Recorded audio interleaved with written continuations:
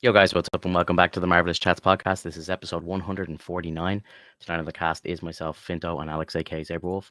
We're going to be talking about the final two episodes of The Penguin and plenty of other nerdy news in between. If you're new to the channel, make sure you hit the subscribe button, leave us a comment below, and if you're listening to us on Spotify or Apple or any other podcasting app, make sure you leave a review as well. It really helps out the channel. So, without further ado, here we go. What's up, brother? Hey, what's How are going on, you? buddy? I'm good, man. Ah, a I'm little, good. a little sleepy, but I'm doing pretty good. That's what happens when you stay up late night gaming, eh? This is Mm-hmm. the life we chose, though. This is the life we Yeah, chose. How have you been? We haven't been live in like 2 weeks, so yeah, I how's know, everything and been good? it's Any news yeah. for us? No, it's just been on call. I was on call the previous week. What had happened was one of our original team members was rolling off, and so they were rolling on a new person, but they didn't have time because we had a project to crunch on. Got you. Literally the craziest thing. Like it's like can you guys get this done by the 15th? And we got it done by the 14th. So like but and it was mainly because like had I not taken that extra shift, some of the leads and others that were like one of the leads was going to take over for me or not for me, but for that position for that week. And Mhm. it would have been bad news because we needed him to kind of be available in case things went down. Um, and so I took that up, covered. It was a little bit of a bitch because like there were quite a few incidents. It seemed like everybody had like emergency like deployments to do, and they had stuff to like roll out like immediately after like all the moratoriums that came by and whatnot. And it's insane though, man. Like when you get to that point, it's like when everything starts to kind of roll in at the same time, just red flags, everything goes off, the alarms are everything's breaking. It's like what the fuck. Down to the wire. Stressful. Yeah. Yeah, I can imagine so, bro. I can imagine so. Um, yeah, I had a pretty good week. It was my birthday on Friday. I took the day off. Myself and herself, we I, kind of for, had a nice day to ourselves, which was I really forgot to nice. tell you happy birthday. That's okay. Thank you very much, man. Thank you. Hmm. Appreciate that. Yeah, we took the day off. I was up really early, like dropped my car in to get some work done on it, and then um we went to like a day spa thing, which I'd never done before. It was my first time doing it. I think this was more a kind of present for herself, but I was happy to tag along. Yeah. And it was fun. It was great. And like we were in like a kind of couples room where there was like a steam room and different types of saunas and like a big like jacuzzi and like really these really nice showers and stuff. So they kind of give you like an hour and 45 minutes and you kind of just go into the room, do whatever, like, pick whatever you want to do whatever order you want. And Yeah. we came out feeling fresh as daisies, and then we went to see Gladiator 2. So it was a nice day. It was cool. And no Oh work, which man. was the main thing. I kind of said to my manager, I was like, bro, I'm booking Friday off. And he's like, okay. And I was like, yeah, like it's my birthday. And if I can, I just really don't like to work on my birthday. So he was like, yeah, cool, cool. So he's actually like, he said to me, I met him on Thursday and he was like, oh, I know it's your birthday on Friday, but you've already booked the day off. So next Friday, take a half day as just a kind of like thank you or whatever, because Hmm. I've been working hard, and the rest of the year is going to be tough as well. So I was like, like little things like that really go a long way, I find. So mad respect to him, and yeah, really really cool. Oh yeah. Gladiator 2 was great. I don't know if you've seen it or not. I don't know if you want to kind of dive into it at all, or but Oh, we can. you, you can go ahead and dive into it. I wasn't planning on watching it really. I think I'm just Yeah, waiting for like maybe when a streaming service picks it up because I think that'll be yeah. more fun that way. I would usually be the exact same. It got released on the day of my birthday, and I was kind of like, oh, like why don't we just go see it on my birthday? Like, it'd be a nice thing to Yeah. do. We have the day off. We can go in the afternoon. It'll be pretty quiet, and then we could just, and the fact that like there's an Irish guy in the lead as well. Like, I was like, I want to kind of go and support our boy Paul Mescal. So, it was really good. Like, if you like the first movie, I think you're gonna really like this movie. I Hmm. won't really go too much into it. Like, I'm not going to talk about spoilers or anything like that, but I think it's like sitting on like a 7 out of 10 right now, which I think is kind of undervaluing it personally. But I'm a big fan of the first one, and like the way that they kind of tied into the second one, thought was really clever. Cast was great. I had no complaints about it. I thought it was really good. But look, we have a lot to talk about. I want to talk about Penguin. The last two episodes were fantastic in my opinion. I thought the season ended very very strong. Very curious to see what you thought. I also finally got to watch Demon Slayer. We could watch it. We could talk about Demon Slayer for a little bit, a little anime talk. Unfortunately, I haven't seen any of the new Arcane episodes yet. I am absolutely dying to watch them, but I just haven't had the time. Um, Yellowstone returned as well. Bit of a controversy around that whole thing, so maybe we could talk about that for a few minutes. I don't know if you watch it or not, but it's a good show. I But yeah, yeah, I don't, but I'm excited to hear what you have to say about it. yeah, it's an interesting one. We'll get around to it. And just while we were off as well, there's been a bunch of like new kind of trailers and stuff dropped by Marvel. There are some reaction videos on this channel to them. So if you haven't seen them, you can check them out, and maybe we can just kind of talk about them as well, because some of them had a lot of info in them. Mhm. Shout out to anybody who's watching us live, anyone who's listening to us. I really appreciate everybody hanging out. Andre, what's up, brother? How are you? We're also live on Twitch right now, so I just thought, fuck it, let's boot up the Twitch stream as well. We'll do a little multi-stream if there's anybody over there. Hello there as well, and let's kick into it. I think, why not? Penguin episode. Do you want to just talk about the thing as a collective? I don't really because again, like episode 7 was like what 2.5 weeks ago or something at this stage, so it was like it's kind of hard for me to remember like exactly what happened. So maybe we can just talk about the series as a whole or something. Sure. Oh my God, Penguin is a meh. No, how dare you? Sorry, Andre. I don't agree, brother. I find it funny when people say that Penguin is a meh, and then they look did, at Agatha all along and they're like, Agatha was so fucking good, and it's like, did you I see don't know what IG? you're looking at, man. Did you see IGN gave it a 5 out of 10? Why? They called Penguin mediocre. They got to see the whole thing before everybody else, and they rated the season as a 5 out of 10. Yeah, Like that's crazy. that's a lot of garbage. They're just doing it for the sake of being trolls and wanting to get a little bit of attention, because there's no way. Yeah, When you watch that show, as far as yeah, I'm concerned, everything that happened in that show was awesome. Everything that occurred in the show was great, and I don't see any sort of like downside to it. I don't like everything kind of wrapped up in a nice neat little bow, and it was exciting to watch every moment of it. I find it very interesting how, like, they'll take that and then they'll take Agatha along and then they just regurgitate this. Oh my god, it's just so fucking horrible or whatnot. And it's like, yeah. are you serious, or are you just fucking with me? And it's like, I don't know. It's like it's one of those moments where I just kind of think that maybe the demographic that was watching it wasn't the proper one. I don't It, know. it Yeah, it's a really strange one, right, man? Like, just to jump in for a second, because yeah. I know you're gonna say something else, so I'm gonna lose this point.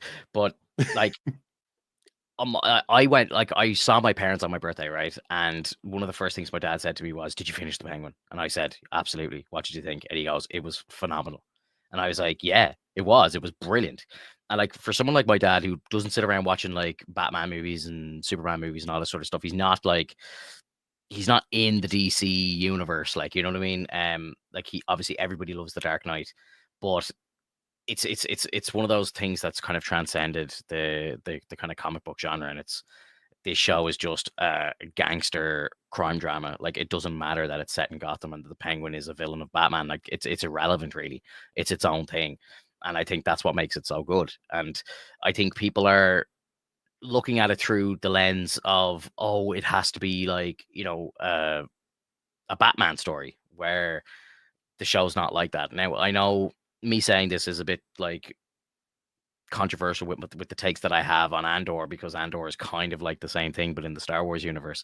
But I just think Andor wasn't good the same way. You know what I mean? I just think this show was written a lot better.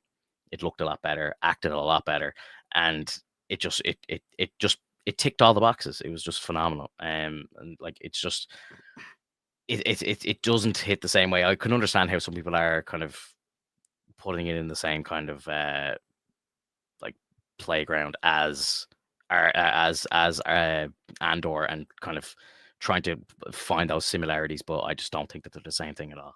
Mhm, You know, I agree. it really is. Like it's just those 2 episodes. They honestly blew me away. Like they were both so fucking good, Oh so yeah. good.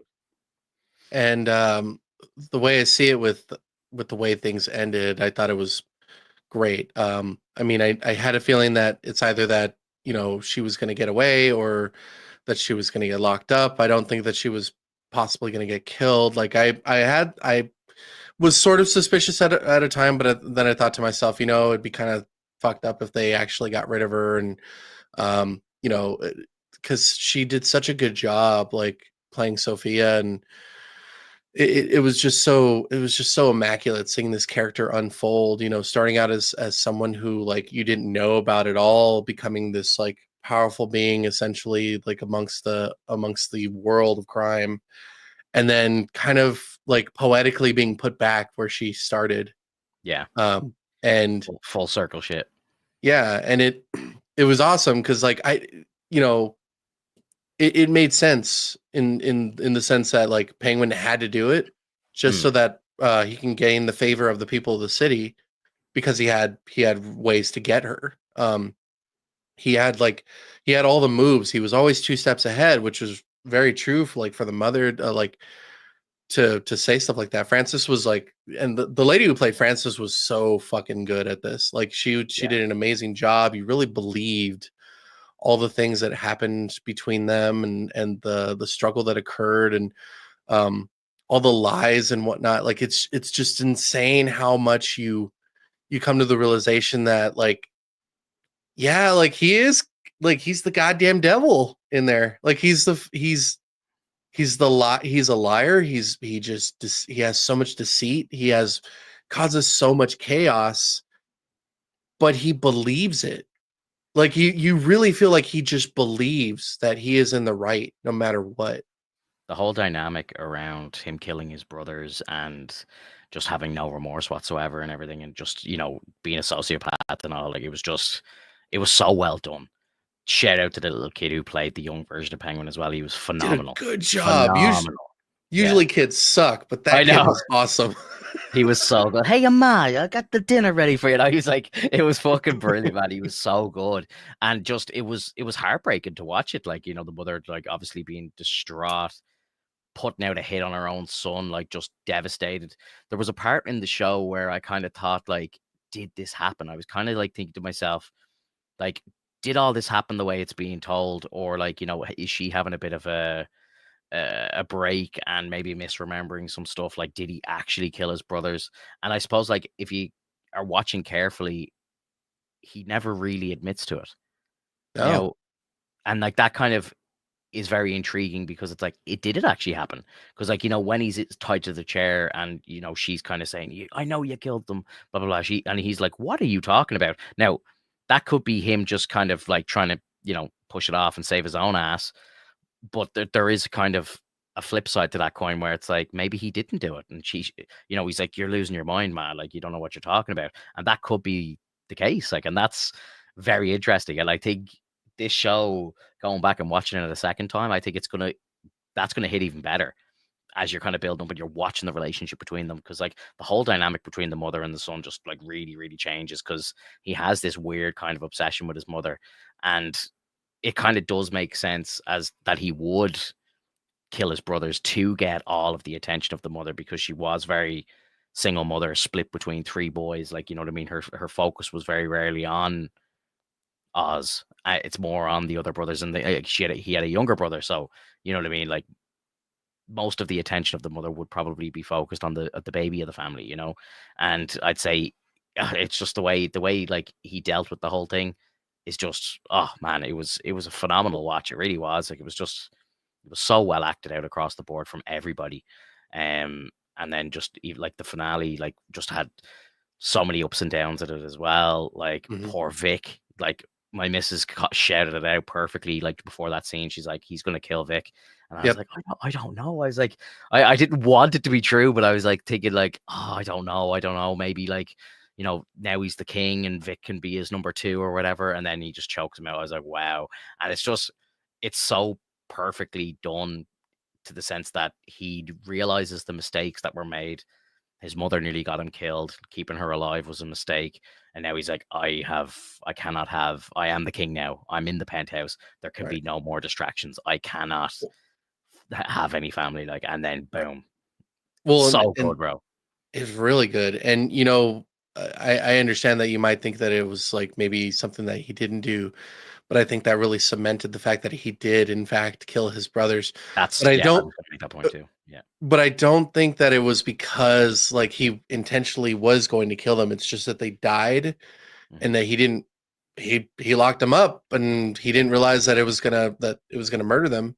Yeah. Unless he did, but like we'll never know because he was a kid at the time. Like he probably didn't know what was going to happen, but like he was probably glad that it did because then now he has her, Francis all to himself, and Yeah. it essentially reaches to a point where it's is it called the Oedipus complex, where essentially like it's almost in that sense where you're trying to um it's the thought within your mindset. It's like a psychological thing where you believe that you should succeed the father and like basically wife like make your mother your wife and like take over for your father's duties and essentially be the man of the house.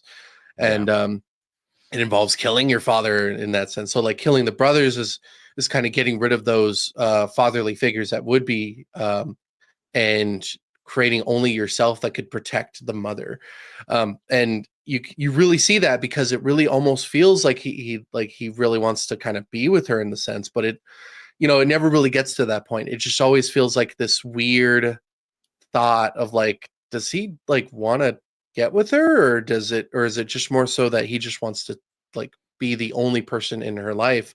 And it's really a toss up because even by the end of it, he's crazy. You could tell Yeah. he's crazy because like the lady that we saw like in the very beginning of the show, like she's all dolled up looking exactly like Francis, and That was tell pretty me fucked. Yeah. tell me you're proud of me, tell me you love me, tell me I did everything right and whatnot. And it's like, because like he'll never get that, and I think that that's kind of like the punishment that he gets for doing what he did, Yeah. which I think is like amazing. That's a brilliant way to set things up for like kind of like this slight downfall into madness, because he also keeps her in a comatose essentially, and Yeah. she's aware of it, she's Yeah. crying, I and know. he won't let her go.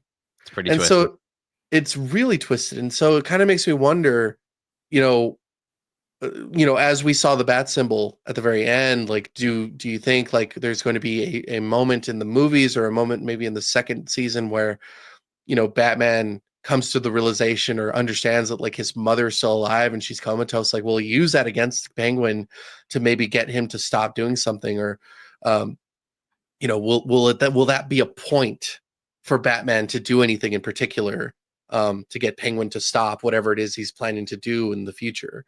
Because I'm very excited to see like what that entails. Like we only see the hotel or like the suite that we get, and the immaculateness of everything that you see. Like this is what you wanted, mom. Like Yeah. you wanted to overlook the city, you want to see everything. But like, how much power does Penguin now have? Like, is that entire building filled with all of his goons? Is that filled with like the drugs that he's pushing? Is that something that we're going to see in the future of like what he's planning on doing? Because like we all know that it's all in the underground, but it's kind of blown up now. Mm. So Yeah. yeah. My my perception was that he just got himself a penthouse suite. He's looking over Gotham. Like that was always kind of the plan. He was always going to get his mom the penthouse so that she could look out over Gotham, and that was kind of what he did at the end. We're here, ma, I made it. Blah blah blah. Um, I think like it was cool to see the bat symbol. I was obviously praying for a little more than just the bat symbol in the sky. It was very obvious. Like I was like, the show was ending, it was panning out. I was like, oh, here comes the bat signal. It was very obvious, but it was fine. It was fine. Like I wasn't really expecting to see Batman. I was kind of holding my breath, maybe just hoping, but I think it probably would have leaked. Just everything is just on the internet these days. I feel like I would have seen it already if it was. We would have seen Hmm. some set photos of Battinson on set or something, or like a Batmobile pictured on the set or something. Like I feel like we would have seen something if he was going to be in it. But I was kind of holding out hope that maybe they snuck something in at the end or something. But look, I have no critiques of the show. I'm not going to say, oh, I'm pissed off because Batman didn't show up. I think it was probably for the best that he didn't, because it keeps the story really really grounded. One thing that I wasn't expecting was the letter from Selena to Which is Sophia, which is yeah, that pretty was kind cool. of interesting. Yeah. Yeah. So that means obviously, if we get Selena in the movie, most likely we're going to get Sophia in the movie at some point as well. Like, and I think, Mhm. that's kind of been heavily rumored that, she's going to have a part to play in Batman 2, which I think is phenomenal, and to go back to her story very quickly, like it was, you mentioned, like, the full circle thing happening. The first time she was in the first time she was in Arkham, she didn't deserve to be there.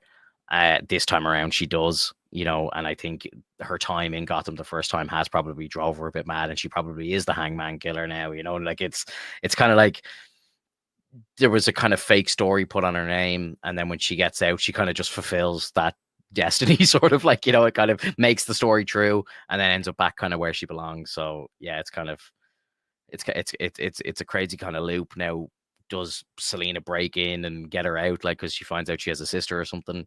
She's like, that's her only family now. Selena's quite on her own, so maybe she'll take Sophie under her wing. Mhm. That'd be pretty cool. The Falcone kids causing ructions in Gotham, and then Batman has to step in, and that's how maybe they introduce her to Batman, which would be pretty cool. I'd, Yeah, I'd like I'd like to see that. that would be very interesting.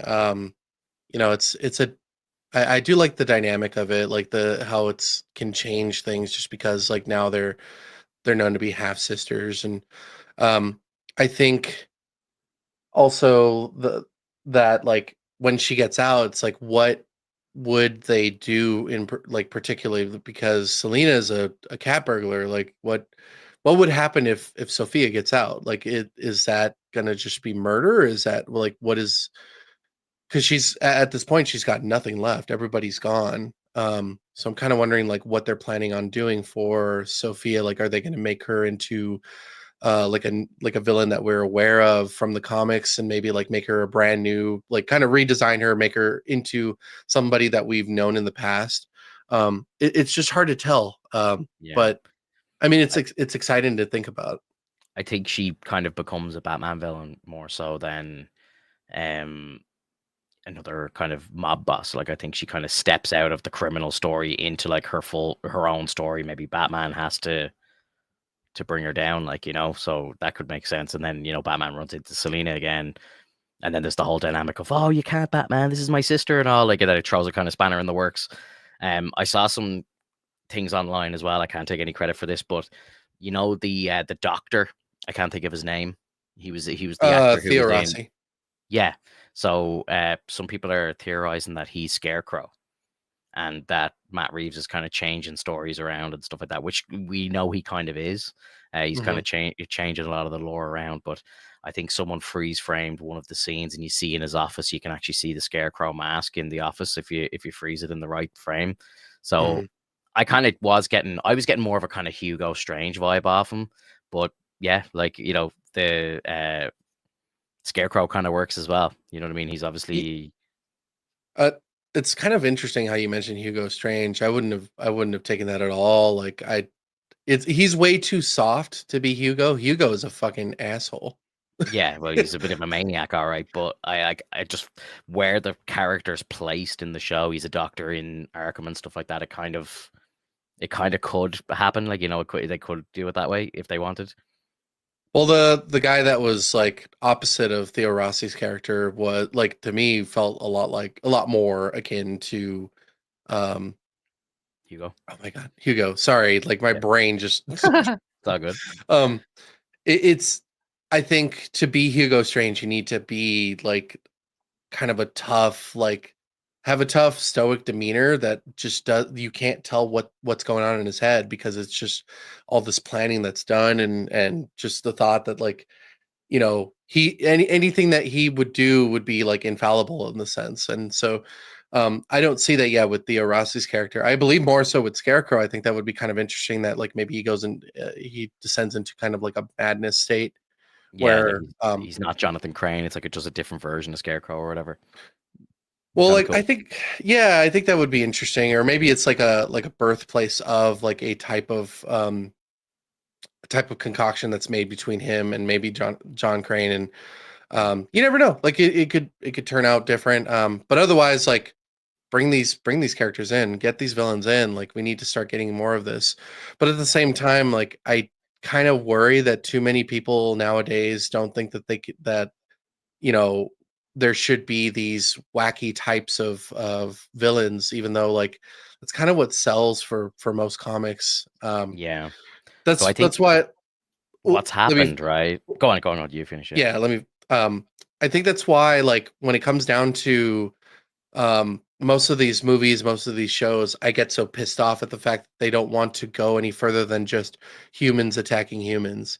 I think it's a bit shameful because you don't want to like try to put in more money, more effort to kind of showcase something spectacular. You know, when you did like even when you did Captain Marvel, like that was still a person, and then they just put special effects like under their feet so that they can have them like fly and whatnot. They give them like special powers. That's easy to do. Like, why don't you show me some difficult shit? Like, you know, Hmm. the last time we saw anything close to that was anytime you would see the Hulk, anytime you would see King I Shark, would that sort of King shit. Shark, yeah, stuff like that. Those are it's difficult, but like it's fun and it's exciting.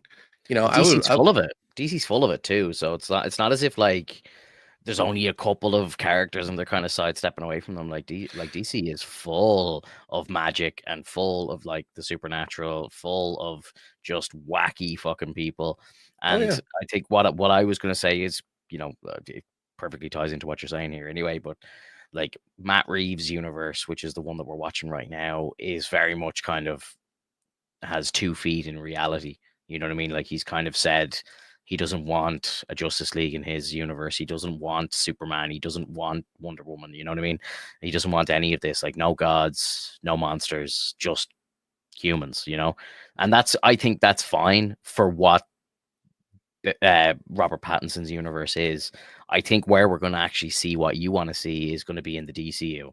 I think what like James Gunn is going to do with his Batman is going to be way different. You know what I mean? I think because we know he's doing a Batman and Robin movie. We know the Robin is going to be Damian Wayne, which means he's the fourth Robin. So like we already have Nightwing, we already have Red Hood, we already have like a lot going on in the DCU. We know like Talia al Ghul is the mother of Damien. So like you've got League of Shadows, you've got like the Lazarus Pits, all that sort of shit. Like, so the magic is gonna be in the DCU already. So I think, where they're gonna kick off and start with that Batman, he's probably 15 years in the Kell. So it's like there's plenty going on. So I think that's where you're gonna probably see Freeze and see loads of the cool villains. I want to see, what's his name? The shapeshifter guy. His name is just escaping me right now. Clayface? Clayface, yeah. I want to see like the likes of Clayface and stuff like that, and maybe a Bane done a bit better. I'm not a big fan of Tom Hardy's Bane. It's again just kind of very realistic, very human, just a kind Hmm. of guy wearing a mask. I want to see the dude getting like the serum and all, and just like getting beefed up and going nuts. That's what I want to see. So yeah, I don't know. I think the DCU is going to be more in line with what you're looking for, rather than Gotcha. this universe.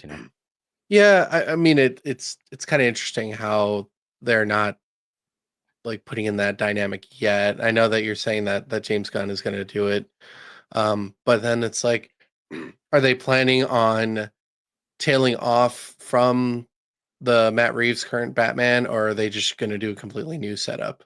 This is Elseworld. Like, so what we're watching right now is technically like Elseworlds. It's a different universe. So the Okay. DCU is the main timeline, main universe, the movie universe, and then Matt Reeves thing it's kind of a legacy or whatever, or like Okay. they're officially calling it Elseworlds, but it's not. So I know there was potential talks in the air of them using Matt Reeves as the kickoff of DCU, but as far as I know, he just doesn't want that. He doesn't want a Superman. He doesn't want Wonder Woman. Doesn't want everything in his universe.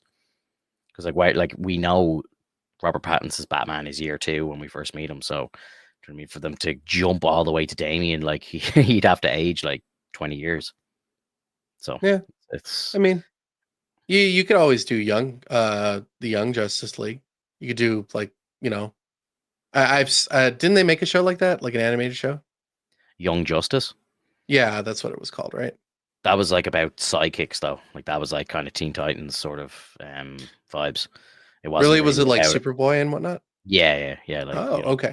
Red Arrow, all that sort of stuff. It was all the sidekicks like Robin and stuff. So great fucking show, bro. Like if you've never seen it, definitely watch it. Like the first two seasons are absolutely phenomenal.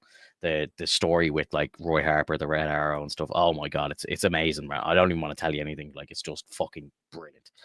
They then Mhm. like revived the show and brought it back for a third season. It wasn't as good. They should have stayed away. I wish they did because they just ruined it. But first two seasons are absolute chef's kiss. They are incredible. Yeah, so good. Nice. Yeah, like I don't like. What would you score Penguin now that it's all said and done? I suppose kind of close off the Penguin here. I give it a solid 9 out of 10. Yeah, I'd be there Yeah. with you. Yeah, I don't think as I always say, I don't think anything is an actual 10 out of 10. But I think this show is close. I think a 9 out of 10 is a very respectful score for this show. Mhm. Colin Farrell, absolutely incredible. All the supporting cast just played an absolute blinder. Like everyone, I can't think of one person who performed poorly in that show. Like, there's Okay. not one person that I was like, oh, I don't like them, or they're a shit actor, or they're really annoying me, or anything. Like, I think every single person in the show hit a home run, 10 out of 10 performance from them. Like, I think they couldn't have given any better. You know what I mean? So, yeah, I can't fault the show at all. I think the pacing was fantastic. I think how the whole thing concluded was just amazing. Like, it just kept getting better every week. I found, and where they probably could have easily dropped the ball, they just didn't. They just kept bringing the heat every single week, and it was just so good. Mhm. I'm sad it's over. I really am. Like, I'd love to watch more. Like, I wish there was an episode on tonight. I really do. Like, it would be fantastic. Um, I believe the Dune Prophecy show is now going to be taking over that slot. So, are you going to be watching that show? Or are we going to be talking about that show on this Yeah, if you podcast? want, yeah, if you want to I'm watch down. it, I'll watch it with you. I do. Well, I will be 100% watching the show. So yeah, it will be really good to watch it and to Okay. kind of review it. But I'm a big fan of Dune 2, the second movie. I thought it was 10 times better than the first movie, in my opinion. So, and this show just looks really, really good, really well made. There's a reaction to a trailer that it came out there a couple of weeks ago on the channel as well. It just looks phenomenal. The cast looks really good. I didn't even know Travis Fimmel was in it. That was a real shock when I was watching the trailer, and I was like, hell yeah, this is like sold me even more. Mhm. But yeah, that's cool. That's great. It's good to know. So we'll definitely episode 150 coming up next week, which is like a bit of a milestone episode. So yeah, we'll be talking about Dune, which is pretty cool. Yeah, that Um, is really cool. yeah, and like I think as well, one of the things I wanted to talk about was a couple of the trailers that were kind of released over the last couple of weeks while we were off. One of them was What If season 3, which Mhm. is the last. I didn't realize it was the last season, but they're actually. I think there's only 8 episodes left, and then it's done. But that's Gotcha. that's out in December. I think it starts on December 22nd. So like that's not too far away. Like that's like what, 4 or 5 weeks away. Right. So we'll have obviously that to go through, which looks really interesting. The trailer's jam packed full of info. Mhm. Really looking forward to that. And then obviously 2025, I think is just it's going to be a belter. I think we're off to like I think it's going to be like kind of returning to greatness. It's mad to think it like because I don't know why, but I just the other day I was looking for something to watch and I threw on Infinity War just because I was kind of like, if I need to kind of stand up and do something with the baby or whatever, like I can kind of just leave it running. It's one of those things where you can kind of just tune out and have some fun. And I'm just watching this movie, just going, oh my god, like we just didn't know what we had at the time. It was just so fucking good, and like I don't know if you watched it yet on Disney Plus, but you can turn on the IMAX version of it and you can watch it in IMAX enhanced, and it's just like I have a really good TV in my sitting room, and it's phenomenal just to sit there and just get absolutely absorbed by this just amazing movie. And then I went on and watched Endgame. Then after I was kind of watching them in like one or two sittings each, I was kind of just like, if I had to do something, I'd just like turn it off and come back to it later or whatever. I wasn't kind of sitting down like focusing on it too much, but just sitting back and watching those two movies, I just couldn't believe it. Like, and then Mhm. tonight I watched Ultron, and I fucking love that movie, man. Like I love Ultron. I think it's a great movie. I think it gets a bit of unfair flack online. I don't understand why. I love the dynamic between the Avengers. I think they're really kind of sealed together as a unit in the movie. The comedy's great. Um the action's fantastic, and like Ultron, like James Spader is just so good in it, and getting to beat Wanda and everything. Like it's just, I think it's a fucking fantastic film, and like even like when you're watching it after like seeing everything unfold, and you just see like Thor getting the little visions of the stones and stuff. It's so good. Like I don't understand why people hate it, but it got me sitting there thinking. I was just like, I like my daughter was using my phone, so I couldn't check my phone. But I was like, if I said to my missus, I was like, "What year did this movie come out?" Like, I couldn't think of. I was like, "Is it 2050?" I was kind of confused with the time because I was thinking about the Winter Soldier, and I know the Winter Soldier 100% is 2014, and I was Mhm. like, "This movie came out in 2015." So like, and I just started thinking to myself, 2014 we had uh the Winter Soldier, Captain America 2, one of the best movies, one of my all-time favorite movies. I fucking love it. Next year, the like 1 year later, we have Ultron. Then the next year we have Civil War. Like that, like time span, it's just like boom, boom, boom, like monster after monster after monster. And then we had like Deadpool that in 2016. We had uh Doctor Strange, then like Spider-Man, fucking Infinity War, Endgame. Like and these were all just like boom, boom, boom, like 1 year after. I think it was like every May or something for like 4 or 5 years in a row, we just had nothing but fucking bangers like Ragnarok, Doctor Strange 1. Like it was just, we just didn't know what we had, man. Like it was just, what a time to be alive. I'm Mhm. so happy. Like I wish we were had the podcast at the time. Like, could you imagine how much our brains would be exploding trying to talk about like Infinity War for the first time and all? I'd say it would have been just like absolutely insane to be like just sitting breaking it down. Like, oh man, like it's just, oh, yeah, it blows my mind how good those couple of years were, and just how much of it all happened around the same time. Like I know we talk about now how like it's all oversaturated, and they can't keep up. They're releasing too much stuff. Like, can you imagine like between like the years of 2013, say 2012, because like Avengers 1 was 2012, and then you had like Thor: The Dark World, Iron Man 3 in 2013, and then you kick off all the movies I've just said.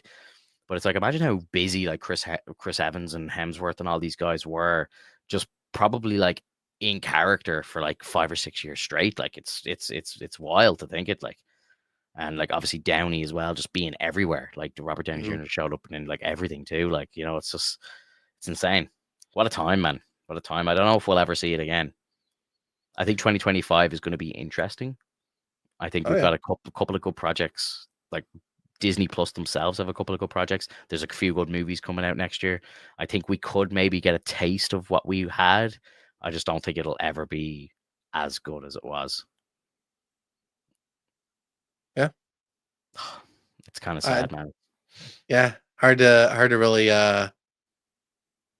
like, argue about that. It's definitely one of those things where I think like I really think that they should have just gone as crazy as they could without going like too silly. Mhm. Like you don't have to go silly when it comes to these shows. You don't have to always make a joke. You don't always have to, put yourself out there as the funny guy. Like it should have just been, a simple process of like let's just bring in things that are kind of insane like within the world. Let's expand, let's put ourselves like forward and essentially just really open the eyes of people to like what Marvel really is, and the same thing for DC, like what DC really is. And when I look at it now and I see that they've just decided to pull back on it but also increase the silliness, it's like I don't know if they just saw that they had gold in their hands and then they decided to like exchange it for silver, Mhm. um which to me is like that's crazy. That is the craziest thing you could do, is like just throw away what you had just because you wanted to get a couple extra laughs here and there. When they did you know th- like Thor Ragnarok and then afterwards Love and Thunder, it's like you can't double down thinking that it's going to hit the same way. Like the only person that did that was like Deadpool, but that was because Deadpool knew the formula. Yeah. That Deadpool had a proper formula. Everything had its serious moments, but everything also started out on the fact that like Deadpool starts serious from movie one, or not serious, starts silly Yeah. at movie one, and ends silly on movie 3. It never changed the dynamic whatsoever. So like to show me Thor in Thor 1 having those funny moments but still being kind of a tough badass kind of character, Yeah. and kind of presenting himself as like a strong Avenger. Mhm. You The know, that kind strongest of one. bring I mean, it's still debatable. It really depends, depends on what kind of fight you're in. Yeah. Um and then going to Thor to the Dark World and then going crazy serious, and it just doesn't hit the same way because you're so used to, like, now that there's like a slight dynamic with a little bit of silliness, but also like the seriousness that you get from it. And it went full force on the seriousness, and then they're like, oh shit, we fucked up. So then they go into Ragnarok, and they're like, I think we kind of understand what we should do. Let's make it a little more lighthearted. Everybody had like a tough time with the dark world, and it worked well. I thought it We was had perfect. like, yeah, at the very beginning it starts out silly, so it's like, okay, well, we're in for a bumpy ride. Mhm. um but then even then, like, it's still these moments of like, well, we're trying to get Banner back, we're also trying to get Hela out of the way because she came back. um you know Odin is gone, like he had to pass away. You still have Loki around, and it's just like these different things here and there that kind of like bring in the idea of like, oh man, like, you could see how these brothers have such a good time. You could see how um they still sort of care for each other in some ways, but Loki's still the mischief maker, and therefore like causes chaos whenever he can. um but you have an actual threat. You have a large threat that is literally going to start a war between all of the worlds, and it works so well. And like, even when you bring the Hulk in, they don't overdo it and try to make it too crazy with him. He comes in, he smashes a couple things, and then like has a couple banters with Thor, which is kind of akin to what their relationship is like. Even when you watch like the shows, read the comics, it's a nice dynamic. You feel it. It's like, I think that's why so many people liked it. And then you go into Love and Thunder, and it's like, let's double down on Shit that. show. Let's double down on that. Let's Double, make it extra quadruple funny. down on that. Oh yeah. Let's Yeah. make it extra funny. Let's introduce the Mighty Thor, which I thought would have been great had they done it in a way where it felt like it. You know, I feel like they underutilized her. They really Mhm. should have put her more into the fray. They should have had her be more of the hero in the sense, and maybe work with Thor. It turned into the situation where Taika Waititi thought it'd be funny to write like a thing where Mighty Thor, it's a female Thor doing great things. She's so fucking powerful, and she also holds Mjolnir. And he's like, "Oh, I kind of miss Mjolnir." And it's like, go fuck yourself, dude. You have Stormbringer.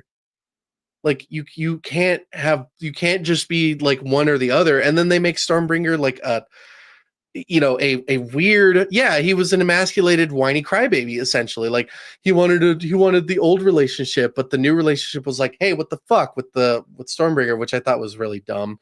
Why And then can't we like, have both? Like, why could they not have just kept Thor the same and then brought the Mighty Thor in and had two badass Thors? I don't know why I you have to I bring don't one down to elevate another. It just doesn't make any sense. exactly. So stupid, bro. I Yeah. fucking hate that movie. I'm sorry. I really do. I've seen it once. I've seen it once and I'll probably never watch it again. It really annoys me. Because like, again, I watched Ultron the other day. Like, sorry, today. What am I saying? The other day, I watched Ultron today, and like, Thor is so good even in that movie. Like, and he's really fucking funny. Like, I'm sitting on the couch, me and my girlfriend, and we're both laughing our asses off at just the way him and Tony are like measuring dicks and stuff. And it's like, it's just funny. And then when he's like, trying to get them all to lift the hammer at the party and stuff, you're just like, this is fucking brilliant. Like, this is it. And then you go to Infinity War, we get to see peak Thor. In my opinion, he's like literally at his best. Endgame Thor is a joke. They just fucked him up. It was so annoying. Fat Thor was stupid. There was no need for it. Like, it just, I understand he's in the depression and all after thing, but it's like, come on, bro. He's a 1,500-year-old god. Like, I don't think there's anything that he can do to make himself look like that. Like, you know what I mean? Right. It's just, Yeah. it, His it just seemed, metabolism's too strong. Like it there's no just fucking seemed way. so stupid. Like, it really did. Now, and I know, like, God of War, Thor is like a big fat guy. Like, fair enough. I know, like, Thor, like, in mythology, like, he sits at the banquet table and He is eats a his chubby ass. dude. Yeah, he eats his ass off all the time. But like, it's like you establish him as like a kind of Greek god, basically. Like, you know, you can't just like take it away for a comedic joke and then just have him sitting there like in a depression, eating shit and drinking beers all day. Like, it's like it just felt off. And then you do that to Russell Crowe Yeah. with Zeus, and it's like, why? I know, that was so annoying. And look, I know, like, Russell Crowe is a big dude now. You know what I mean? Like, that's just the way he aged or whatever. Like, he Yeah. stopped training and started enjoying life. Whatever, fair enough. But like, I don't know. Maybe cast somebody else. Like, I love Russell Crowe. I'm not gonna say anything bad about him. But like, it's like maybe he shouldn't have been Zeus. You know, like with the way, like maybe he could have been Zeus like back in the day when he was Gladiator. You know, fair enough. But I don't know. Like, did you ever see the comparison photo of when DC do Zeus and when Marvel do Zeus? And the two of them side by side, like, one of them looks like 300, the other one looks like he's wearing like a little skirt and stuff. Like, it's just ridiculous, bro. To be honest, I would have been fine with that. It's just they didn't make the character the way he should have been. They made him a laughing stock. Like it, I don't care if he's like in a skirt and whatnot. That's probably more akin to what he actually would look like, actually for like a human to wear the armor of like akin to Zeus. So like I can see that. It's just when you make him into like this weird asshole who, like, yes, in Greek mythology he was like, Zeus is the biggest dick ever. Like he goes around, sleeps around all over the place, you know, impregnates too many, like so many women to get like different demigods around. You know, he's the reason why like there's like Cyclops, there's like, you know, the cutting of like Cronus's balls just to get, you know, Aphrodite, and like it's so fucking it's wild. And so like I can see that, like I could see him being that kind of person, but like in the sense that things are supposed to be serious, they really made it so, like, you know, there's literally a god killer. There's literally a god killer coming around. Oh, there's no such thing as that. And it's like, what? Yeah, it's like, oh shit, the god killer's out. Yeah, you go take care of him. We're just gonna stay here and party. Like, what? It's like, why did you even make that scene then? I know. Do you know what upsets me the most about that movie is the fact that Christian Bale said that him and Natalie Portman had some absolutely incredible scenes that ended up on the cutting room floor. And, you know, like, even like, I think I saw something about a deleted scene where Jane gets the hammer and they didn't even really show it properly. Like, it's like, you know, show that fucking scene. Like, why didn't we see? Why did that happen off camera? Like, it's, dude, one of the best. One of the best scenes was when they went into the world where Gore was there and it was all black and white. And it was just, it was this moment of like, he was hiding, but like in the shadows, whispering to them and telling them things, and, you know, essentially making them feel like sending them full of doubt, essentially. You know, and it's this like really cool situation of like, this is what a villain does. He gets into your mind, he makes you feel like you can't do it, and then, you know, starts the fight that way so that you feel a little less empowered. Yeah. So it really defeated the purpose afterwards, you know, when things just got too easy. And I'm sorry. I know that Taika Waititi is a father. He loves his kids. Oh my God, he has kids and whatnot. But like, you didn't have to put kids into this. Like, it was a god killer. Why do you have kids fighting a god killer?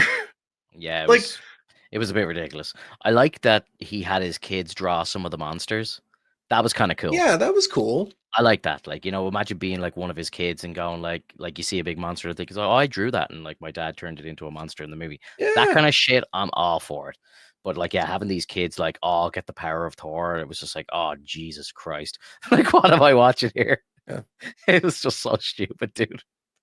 It's either he thought he was going to have a hit and he was going to sell a ton of fucking toys, or just, I don't know. If that movie came out during phase 3 or whatever, like, it probably would have been a hit. Like, look at what like Captain Marvel did. The first Captain Marvel movie hit over $1 billion because it was in between Infinity War and Endgame, and it was like phenomenal. If that came out in Phase 5, that movie would have been like, look what the second movie did. It was terrible. So you know what I mean? Like, I think placement really helps, and I think that movie came out in a really, like, if you look at it, it's like mid to end of Phase 4 when the MCU was literally at its lowest. They dropped that movie, and it's like people are Mhm. like, "Nah, bro, this ain't it." But if that came out in like the height of like, around 2018 when like Doctor Strange was out and stuff like that, like if they really, like, if let's say they switched around Love and Thunder and Ragnarok, I think like Love and Thunder would have been received a lot better if it came out around the time of Ragnarok. You know what I mean? Like, it's just they couldn't have done any wrong. They were at like an all-time high. Whereas when you release something like that on an all-time low, people are just like, yeah, look, no, we're not falling for this. I'm sorry, this is not good enough. Yeah, it's hard to say though, like because we haven't really experienced that kind of like dynamic before.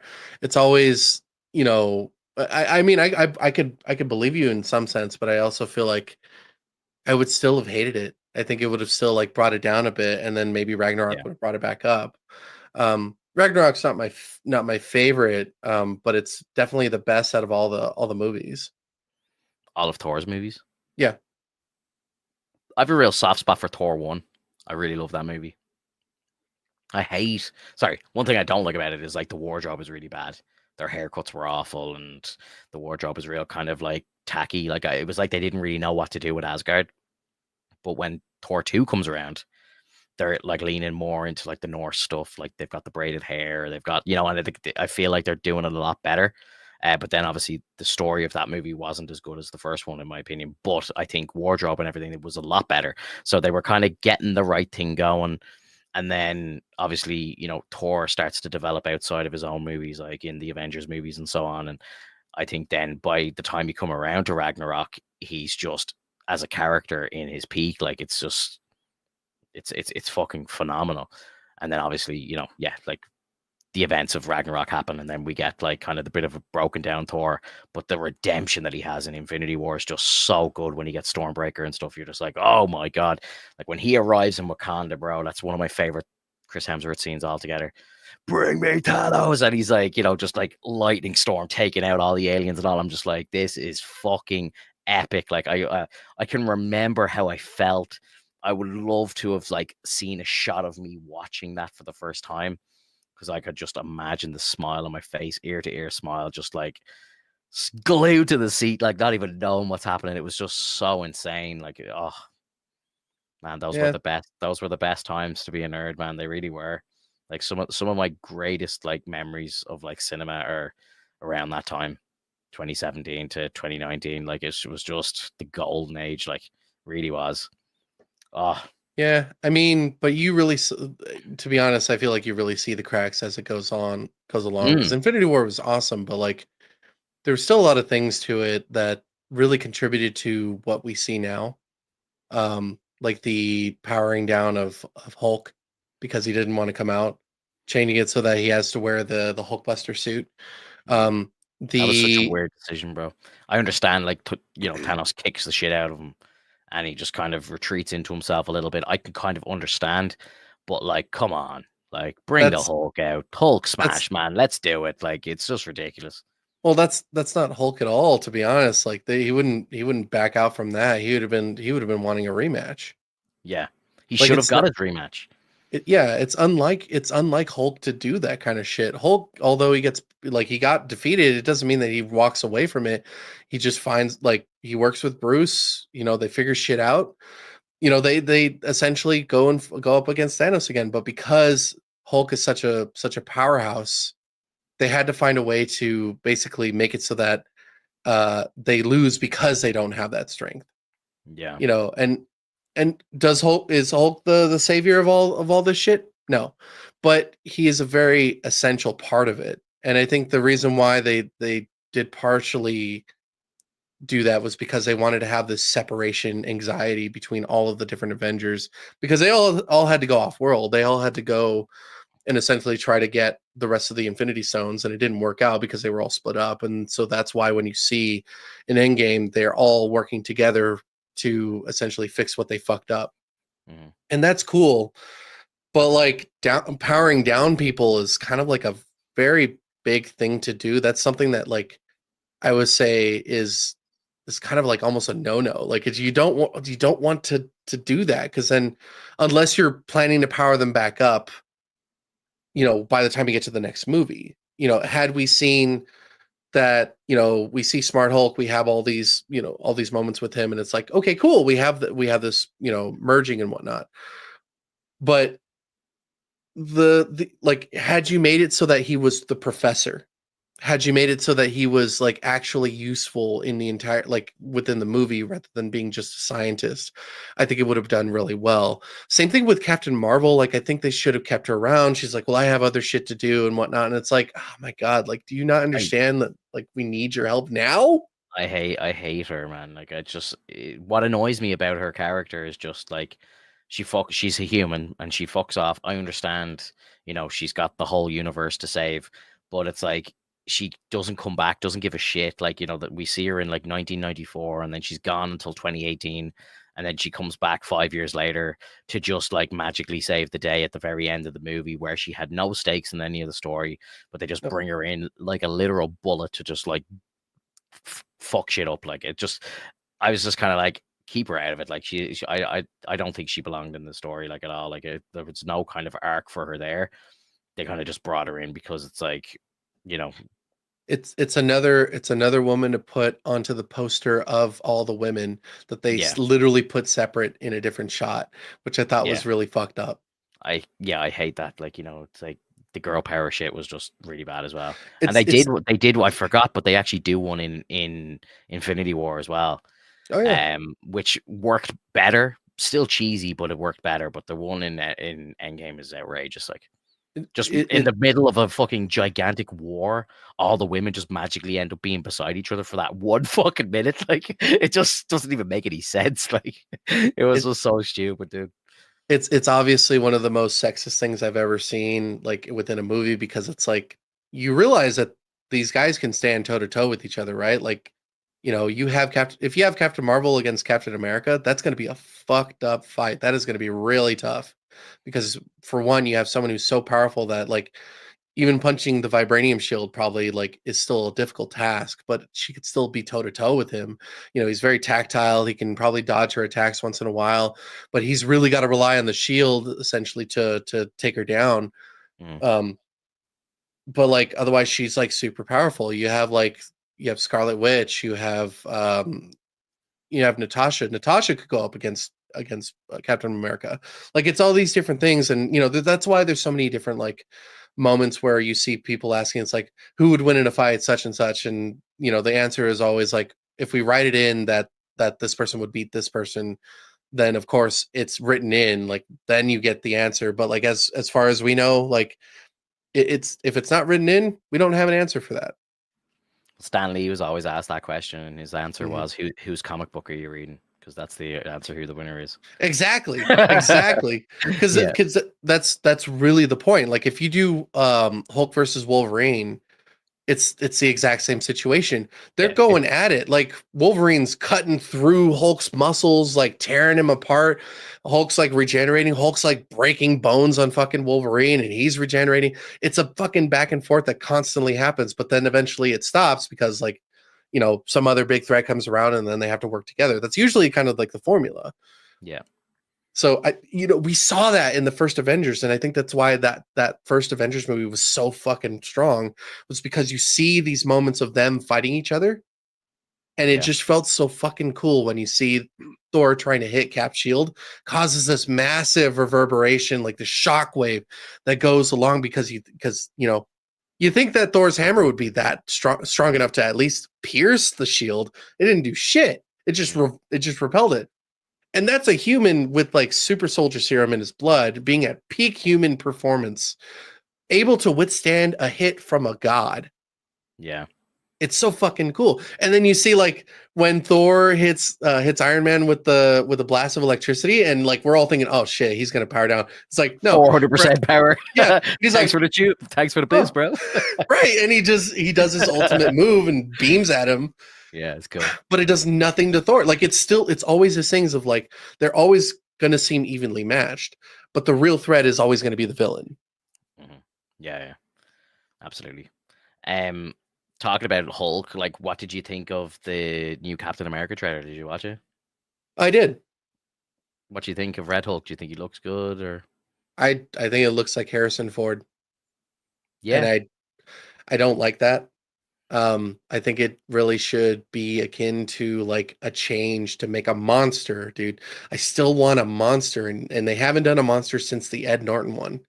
Like mhm. they constantly will are taking the face and going, let's just put that face onto this body and then just call it a Hulk. And I think Yeah. that's very lazy.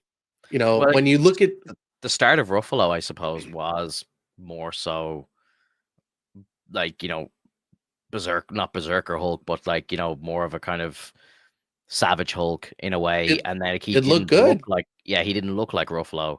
But then obviously they do the merge and power him down, as we've talked about.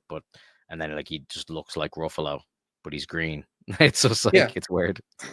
And you know, Red Hulk in the comics doesn't have a mustache, doesn't have a beard or anything like so. That's fine, and maybe that's why they wanted to. Maybe that's why they wanted to give him a trim. But like I thought it would when have been you, funny if they did the reverse. So like, when he transforms into Red Hulk, he oh, has he's the just sash. big ass fucking beard. That Yeah, would have been funny. that's like But on fire or something. yeah, but like the idea is like, you sort of recognize him, but it's a monster. You Mhm. shouldn't be able to know it's them until it's Yeah. like kind of halfway through, and you're like, wait, Ross? And it's like, oh shit, the sudden realization. But you can clearly tell it's Harrison Ford. You Oh can yeah. clearly tell that's his face. It's I just think that stuff like that is lazy when you don't try to put a little more effort into the style of these characters from if you're trying to translate them from comic to live. That's a lazy point. It's like, we'll just take his face, we'll just put it on, we'll just stick it on there. It's like, Yeah. and he's ready to go. It's like with Moon Knight when we were pissed off at the fact that like they were doing blackout scenes, and then they still did one at the very end of the last episode, and we were like, come the fuck on, dude. Like, really, Yeah. you couldn't at least put a little more effort and show us the fight. Like, that would have been such a badass fucking fight to see the entire thing go off. We could have seen him black out for a second, do the flash, Mhm. and then it pans out to his face, and then his eyes pull up, and then all of a sudden he's not talking it whatsoever. They start trying to go Yeah. for him, and he just goes ape shit. Yeah. Yeah. Like, that would have been so good. I know. That really annoys me, dude. Really annoys me. Yeah, Did you watch the Thunderbolts trailer? I did.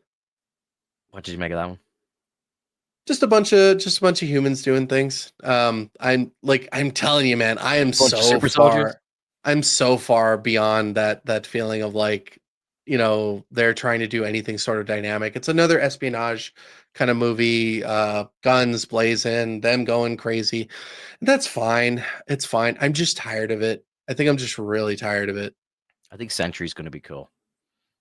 So I don't know how they're gonna do Bob. I really hope that they do him well, but like it's gonna feel like another one of those things where they kind of like bake him in as like something different than what he was in the comics, and Mm. hopefully it's done well. But like, it was literally, Bob is a character that was a meth addict that went into a lab and was like looking for shit to take, and he took what was a variant or like a type of super soldier serum, and it was basically like that turned him into the Sentry, and he became like one of the most powerful. He's basically Superman level. Yeah, yeah, yeah. And I Don't they don't know wipe if his mind or something?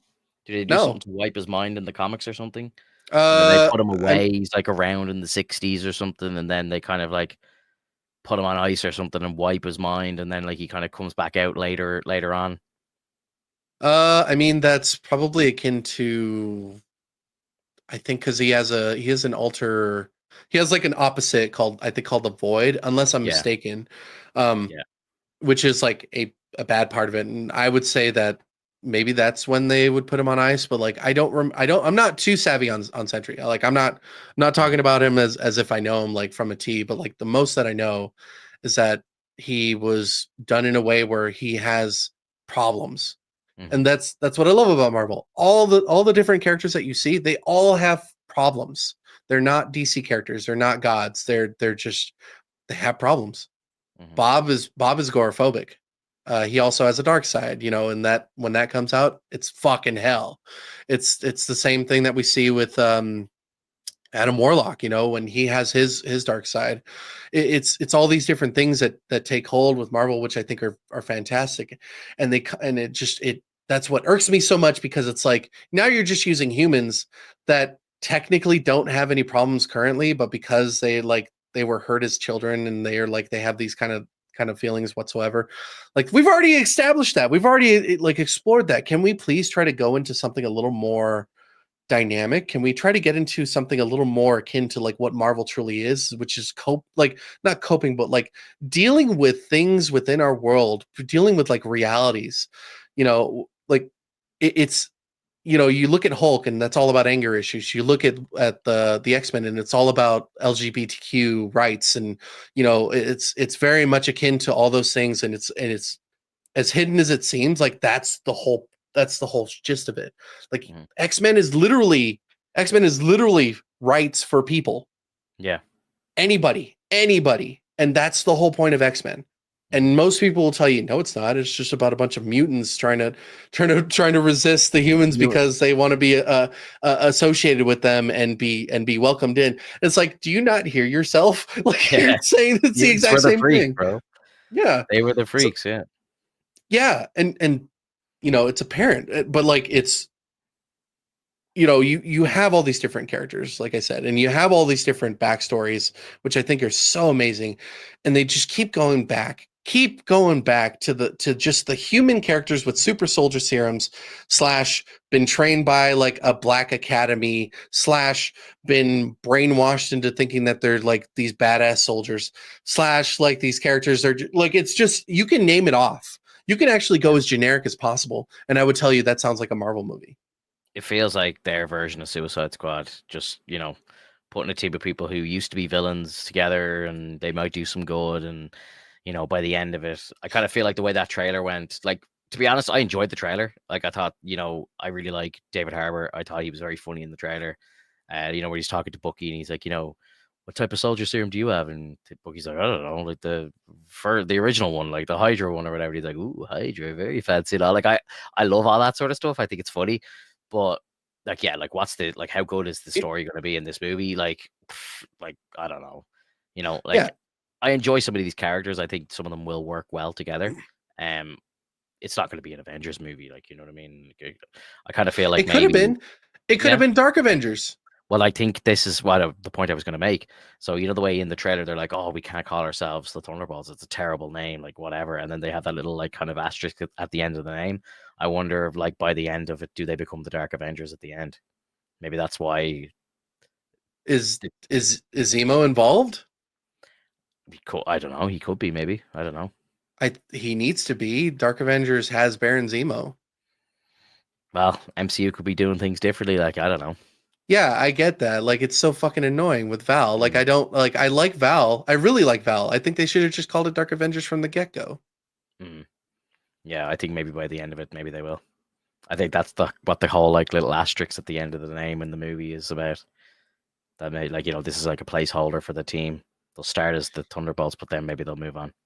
I don't know. So then at that point, if they do and they change their names to something akin, or maybe make it Dark Avengers, then it better be that after watching Thunderbolts, you see that it changes, and then people are like, "Hey, you want to go watch Dark Avengers?" That'd be cool. That'd be really cool. So, like, the theatrical release is called Thunderbolts, and then when it comes around to the digital, it's Dark Avengers. They Yeah. change it. Yeah, that'd be sweet, man. I think So, something like that'd be really cool. so like South Park did something akin to that. Do you remember the character Tolkien? Hmm. So when like it's a very recent season. So when Stan and Tolkien are basically talking once amongst each other, Stan comes to the realization that he's been saying Tolkien's name wrong, because it's Yeah, not Token, it's Tolkien. yeah. I So think I saw the episode. Yeah. and they went as far as to change everything within that situation. They changed everything that had to do with Tolkien's name, and they went back and they changed everything that had to do with him so that it's spelled the correct way. That's hilarious. because they wanted to gaslight people into That's so thinking funny. you were really calling him the token black kid. Like, Yeah. It's like, yeah. How dare all of you call him token? Yeah. yeah. It's so good, man. They're geniuses, man. The Trey Barker and what's the other guy's name? I can't think of the other guy's name. Matt They're, Stone. yeah, they're legends, bro. They really are. Oh yeah. So good, dude. So good. Um, are you up to speed with Arcane? I can't really talk about it right now, the new season, but just up to season 1. I had like, oh, you haven't seen any season 2 yet? no. Okay. Yeah, like I hope to have it done by the time we sit down next, like up to date. Like I think they're doing 3 episodes a week for the next couple of weeks, and then that's going to be Arcane finished. So I'm going to try and watch it like this coming week, because I hear that the first 3 episodes I think have like some crazy like cliffhanger at the end, and I think the next 3 have come out, and like again, like they're just like absolutely blowing the first season out of the water. It's meant to be fucking brilliant, and it just keeps ending on these crazy cliffhangers. So I was chatting to one of my mates today, and he was like, oh, "Have you watched it yet?" I was like, "No, I'm behind, but I'll hopefully catch up." And he's like, "Oh, bro, you got to catch up and struggle, and like with the rest of us, like so that like you're kind of wanted to see the next episode like we are, like rather than just watch it all at once." So yeah, I'd like to be part of the suffering with everybody else if I can for at least a little bit. So yeah, I'm hoping to watch it. What I wanted to do was rewatch season 1 because it's been so long. I threw it up on Netflix there just before we went live. I was going to try and squeeze in the first episode just in case you had seen it, so I had something to talk about. But I didn't have enough time. But I watched a recap for season 1, and I'm just like, oh, this feels a bit blurry to me. Like I feel like I need to rewatch season 1 because like when House of the Dragon season 2 came out, I rewatched the first season right before the new one came out, and the fact that the whole story was so fresh in my mind, I feel like I enjoyed season 2 more because it was so fresh in my mind that I kind of want to do that with Arcane because I know it's ending, and I feel I from what I've been told, it's even better than the first season. So I kind of want to go into it with my best foot forward, but I might not have time, so I might just have to watch season 2 Gotcha. as it is. But I'm really looking forward to it. So yeah, maybe hopefully next week I'll be able to kind of give you my thoughts on it. And yeah, I'm hoping it's going to be great. I know it's going to be great, but I'm hoping it's going to be like really fucking good. It's like one of those shows where again, it's kind of like Penguin. It kind of transcends animation and stuff because like people like my girlfriend like watch it and love it, and they don't watch any animated stuff whatsoever, but they'll watch Arcane and be like, that was phenomenal. And like you can really see the care and attention to detail and the acting and the voice actors, and like it's rammed, it's jam-packed, it's so fucking good. So I'm really looking forward to getting back into it. So yeah, next episode 150, we'll talk about Arcane and Doom Prophecy. So they're kind of the hot topics next week. Demon Slayer, bro, I want to bring it up for a few minutes before we get off. Sure. I finally saw it. The Hashira arc. I've seen it. I'm up to date finally. It was okay. It wasn't amazing. I think it was like it had a good start, and the start was like I think the first 45 minutes I saw on the big screen anyway when I watched the IMAX. So then it got into like kind of training with each of the Hashiras, and like some of it was boring, some of it was kind of cool. Nezuko was only in it for like 12 minutes, like not even. Like, she was in it for like 30 seconds. It was really weird. Like, I think she's obviously just in hiding the whole time. But yeah, she's just resting. Yeah, but I presume that they have her off the screen, like because again they're trying to hide her from the main vamp, whatever his name is. I can't think of his name. Yeah. But the end of these Did you season, say vamp? yeah, they're like vampires. No, they're demons, dude. But they're like vampires, bro. It's demons, like, bro. What demon doesn't fucking devour people? Like vampires don't devour people. They eat. They drink their blood. No, they don't. Demons aren't afraid of the sun, bro. They can go out during the day. Have you ever met a demon that's been out in the sun? Yeah, I'm sure I have. I'm sure I've seen them walking down the road. Oh well, you let me know who, and I'll confirm it, and I'll tell you. All right, they're akin to vampires. I always think vampires because of like the bloodlust, the fucking sun, all this sort of stuff, the fangs, all this shit. Like, but Yeah, it but definitely, vampires don't look it's like definitely, that. it is definitely more. Obviously, there's a supernatural element to it as well. But I always kind of think vampires, the immortal fucking beings, and blah blah blah. You know, it's got a lot of vampire influence. Let's just say. You're crazy. You're fucking crazy. You are out of your mind, bro. Okay. Anyway, the finale was fucking epic. The last Yeah. maybe two episodes, or maybe three. I can't remember.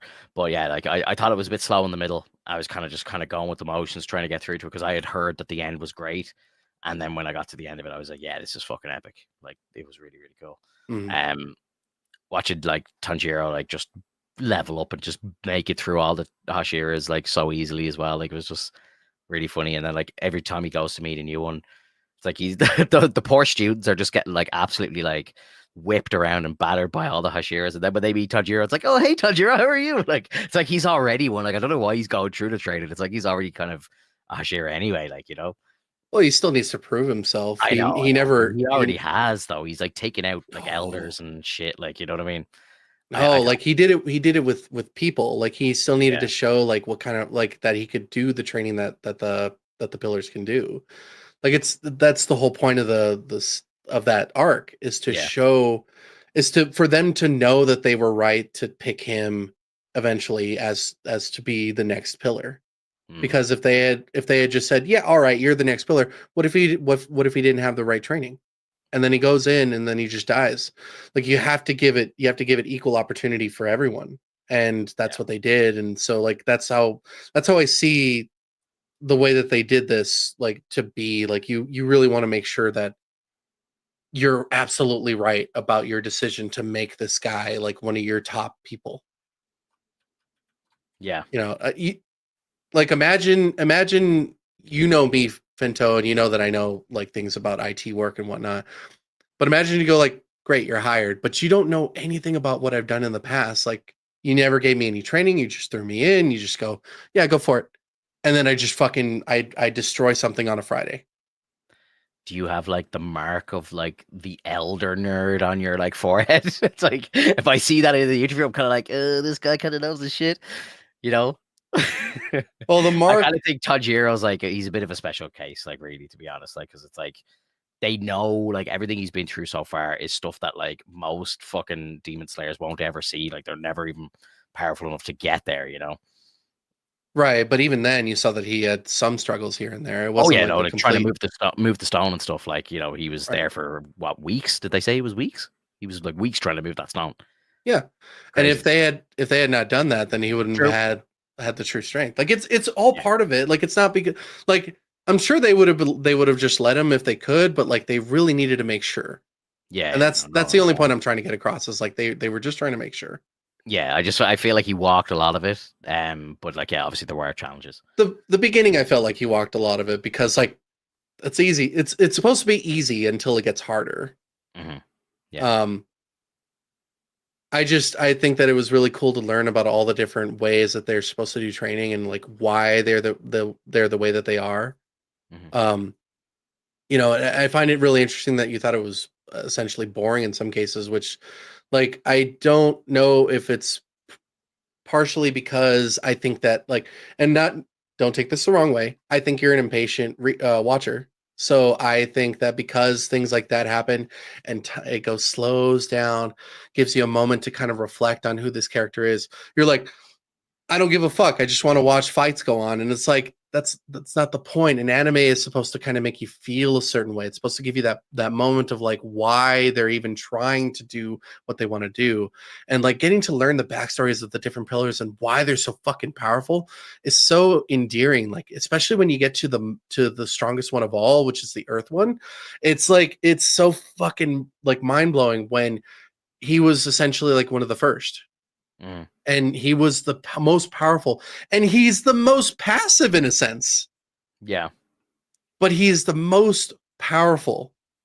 It's so insane. I love that. I loved everything about that. It's like, which makes me like wonder, like if you were to ever even start One Piece, like how bored would you get because you learn so many different backstories? Because that's the whole point of the show is like you have to learn about the different backstories of characters so that when you get to the final fight of things, you feel this sense of like strength from knowing like this motherfucker's gonna get what's coming to him because of all the hate and all the pain and all the sorrow that he's brought to everybody. And it's just this like victorious moment that you feel even when you saw that the master died. It's like it's so fucking amazing when you see it, because you like I teared up. Like I was like, man, that he took out his family. Yeah, that was fucked. And like but the they fact were that it was ready. Yeah, they knew what was coming. They knew what was coming for sure. And the fact that like the what's it? Is it Musan? Is Musan the master? Muzan, Or yeah. Musan is the master? Or is No, Musan no. he's the evil, the main number one guy, the main Yeah, demon? yeah. Yeah. So Muzan, I'm terrible with these fucking names, bro. They're so hard to remember. They're so hard to remember. But yeah, the Muzan guy, like when he was like just absolutely in shock that the master took out his family as well. Like that was so cool. Like because it's just like there's no way he saw that coming. But then when he starts regenning and everything, oh man, it was fucking sick. So cool. Yeah, it was just this amazing situation of knowing like that behind the history of things, that like the lineage of the masters like is just cursed, forever cursed to have this sickness, and the only way that they can free themselves is by killing Muzan. Yeah, because he's part of the family tree and he's tainted the bloodline. Yeah, it was cool. Exactly. It was very cool. Yeah. Yeah. But like the way I see it, man, is that when you learn about everybody, it reaches that at that end point for the final episode.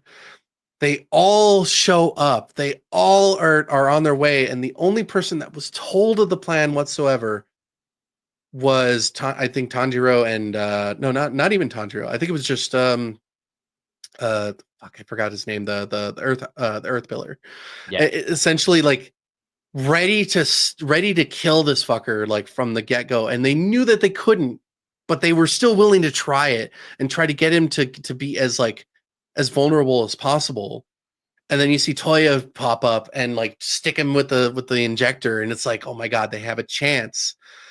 And then they all rush in, and then you see the fucking finale of like he hits, and all of a sudden everybody just falls in. Yeah. And it's like, oh fuck, they were so close.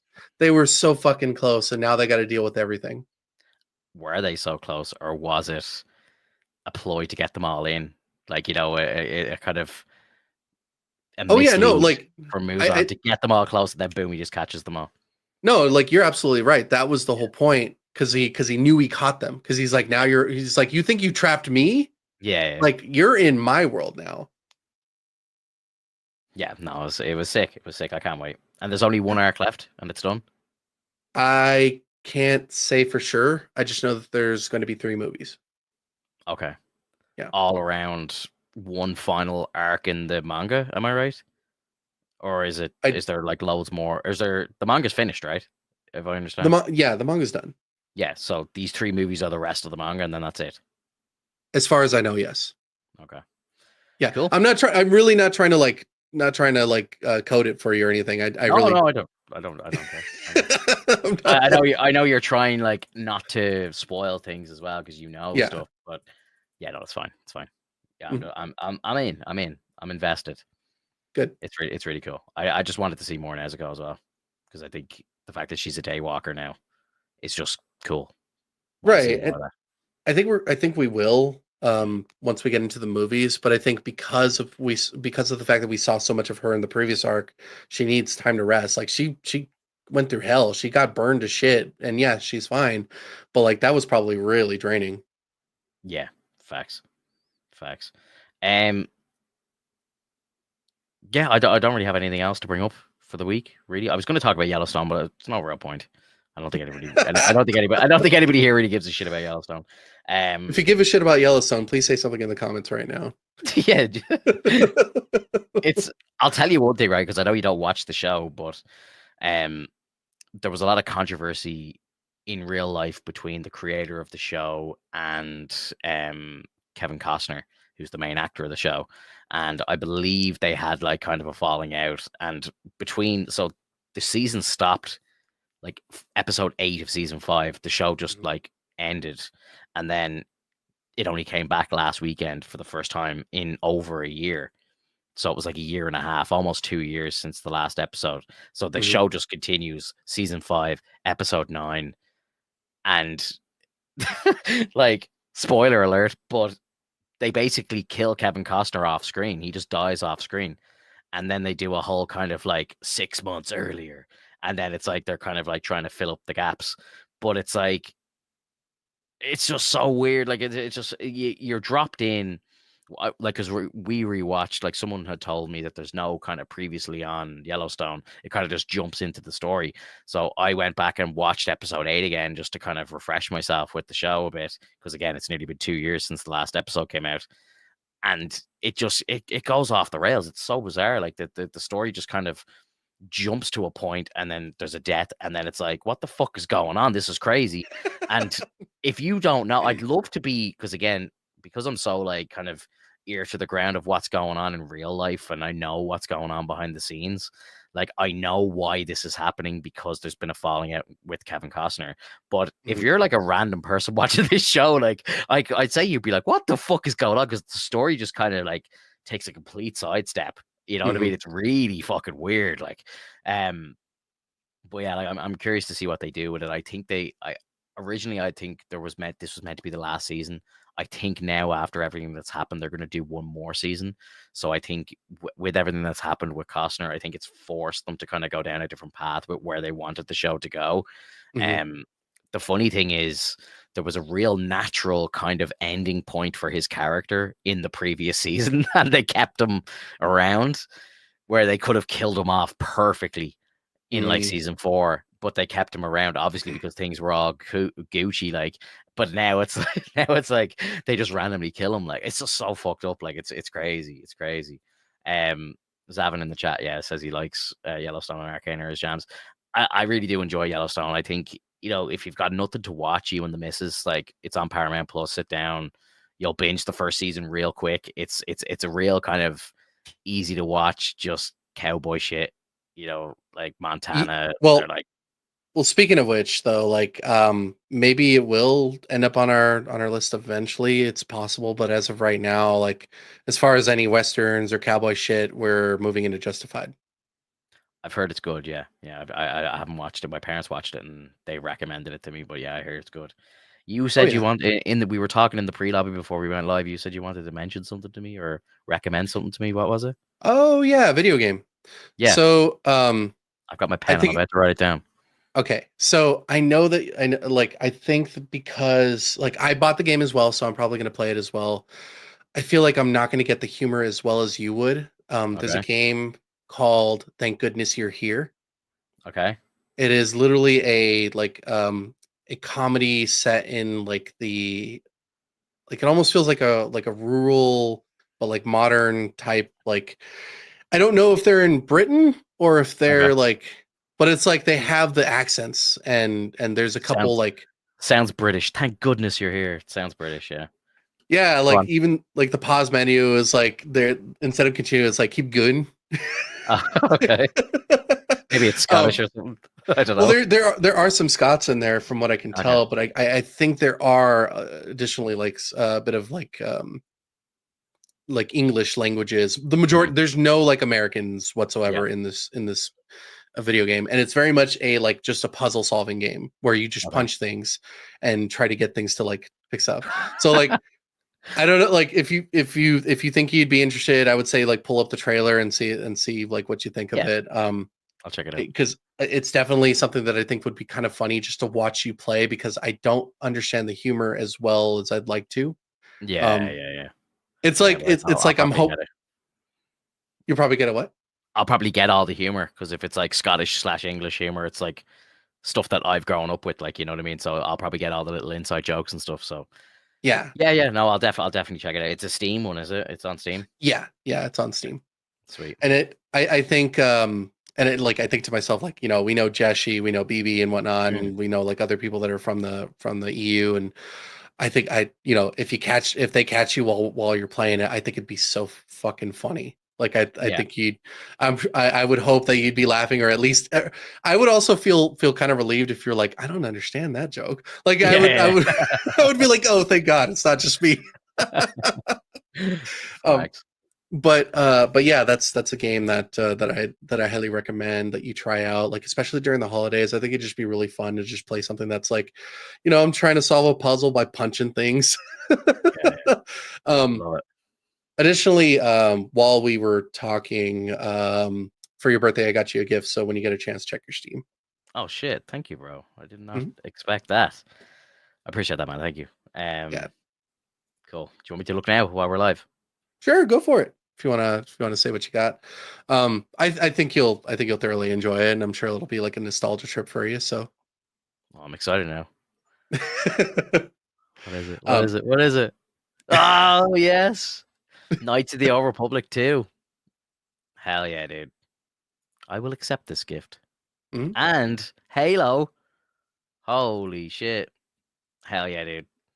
Man, thank you so much. I really appreciate that. yeah, no problem, buddy. Yeah, we will definitely get around to playing them. I have been wanting to kind of dip into the Halo stuff since the Master Chief Collection came out. So hell yeah, dude. Because like I obviously played a lot of, like, I played them all as a kid, like, but I don't really remember the stories in and out. Mhm. Yeah, so might have to do that. I appreciate that, man. I, Thank you so much. yeah, no problem. I've never played them to completion, like any of them. But I did play a lot of multiplayer with my friends because that was kind of the big thing for them. Yeah, Um, and I know that I play legendary runs like with the campaign with a few of my friends, but I don't think that we ever completed it. So, I might even pick it up for myself, and who knows, maybe we'll have time to, maybe do a bit of a co-op session if possible. bro. Um, Where I shined with Halo, it was all about, I loved doing the campaign co-op. I don't think we ever played it Legendary now, to be fair, but I used to love, like, when those games came out. One of my friends would always buy the Xbox, and I'd always have the PlayStation. Like, we never had like the money growing up to get both. Like, I never had both as a kid. Like, but like he would always be Xbox, and he would get all of the he would get all of the like Gears of War, and get like a Halo and stuff like that. And then I'd have the PlayStation, and I get all the Sony exclusives, and then we'd like play together. That and was then you kind of the played way it was. Uncharted with him and whatnot. Like, yeah, Yeah, yeah, yeah. I totally get that. Yeah, so like I'd always kind of, when a new Halo game came out, I would go around to his house, and we would we just run it for hours and hours on end. Like, is this Th- marvelous? You tell us. You tell us, Planted Herbs. I think so.